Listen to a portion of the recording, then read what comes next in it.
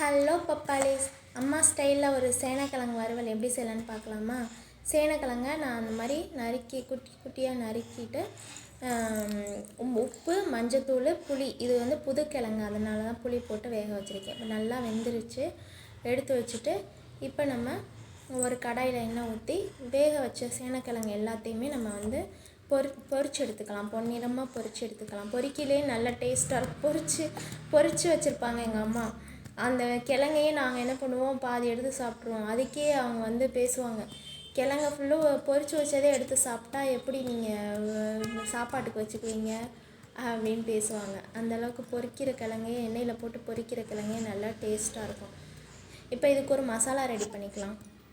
ஒரு மிக்ஸி ஜாரில் கால் கப் தேங்காய் போதும். 1/4 கப் தேங்காய், கொஞ்சமாக சோம்பு, 4 பல்லு பூண்டு போட்டு நல்லா வலுவலுன்னு அரைக்காமல் திப்பியாக அரைச்சி வச்சுக்கலாம். இப்போது சேனக்கிழங்கு நல்லா பொரிஞ்சிருச்சு பாருங்கள். இப்போ அந்த கிழங்கை எடுத்து நம்ம வச்சுட்டு அடுத்து கடாயில் வந்து எண்ணெய் ஊற்றி நான் வந்து இலை, பட்டை, பூ போட்டு சோம்பு, கடுகு போட்டிருக்கேன்.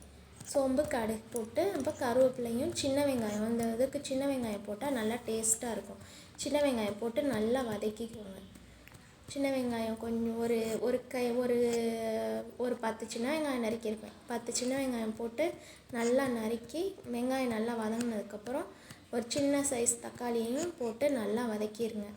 நான் ஏற்கனவே சேனக்கிழங்குல உப்பு போட்டு வேக வச்சுருக்கேன். இப்போ இந்த சேனக்கிழங்கு வறுவலுக்கு ஏற்ற அளவுக்கு இப்போ நம்ம உப்பு, அவ்வளோதான், உப்பு போட்டு நல்லா, உப்பு பத்தலைன்னா அப்புறம் நம்ம போட்டுக்கலாம். கிழங்கு போட்டோன்னே உப்பு நிறையா போட்ட மாதிரி ஆயிரும். அதனால் இப்போ பத்தலைன்னா போட்டுக்கலாம். கொஞ்சமாக தான் போட்டிருக்கேன். இப்போ அதை கூட நான் 1/4 ஸ்பூன் குழம்பு மிளகாத்தூள் தான், நான் வீட்டிலே அரைச்ச குழம்பு மிளகாத்தூள். தனி மிளகாத்தூள் போட்டால் ரொம்ப காரமாக இருக்கும். குழம்பு மிளகாத்தூள் போட்டு நல்லா வதக்கிட்டு, இப்போது நம்ம வந்து நல்லா அந்த மிளகாத்தூள் பச்சை வாசனை போகிற அளவு நல்லா வதக்கிடலாம்.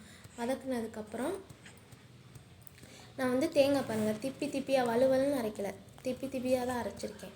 அதை வந்து நம்ம அதில் ஊற்றிட்டு கொஞ்சமாக தேங்காய், அந்த மிக்சியை அரைச்சோல்ல, அந்த சாரில் இருக்க தண்ணி மட்டும்தான், நான் தண்ணி எக்ஸ்ட்ரா ஊற்றலை. ஏன்னா நம்ம வந்து வெங்காயத்துக்கும் தக்காளிக்கும் லைட்டாக அது வந்து வதங்குற அளவுக்கு, தக்காளி வெங்காயம் வேகிற அளவுக்கு தண்ணி ஊற்றினா போதும்.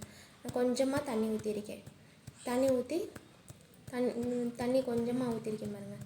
ஊற்றிட்டு அதை வந்து நல்லா கொதிக்கட்டும். நல்லா கொதித்து நல்ல ஒரு தொக்கு மாதிரி வரும். தொக்கு பதத்துக்கு வந்த உடனே நம்ம வந்து பொரிச்சு வச்சுருக்கோம் இல்லையா சேனக்கிழங்கு, எண்ணெயில், அதை வந்து அதில் போட்டு நல்லா கிண்டிடலாம்.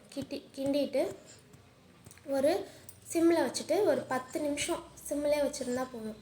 சூப்பராக மணன்னு அம்மா ஸ்டைலில் சேனக்கிழங்கு ரெடி ஆகிடும். வீடியோ பிடிச்சா லைக் பண்ணுங்கள், ஷேர் பண்ணுங்கள், சப்ஸ்கிரைப் பண்ணுங்கள்.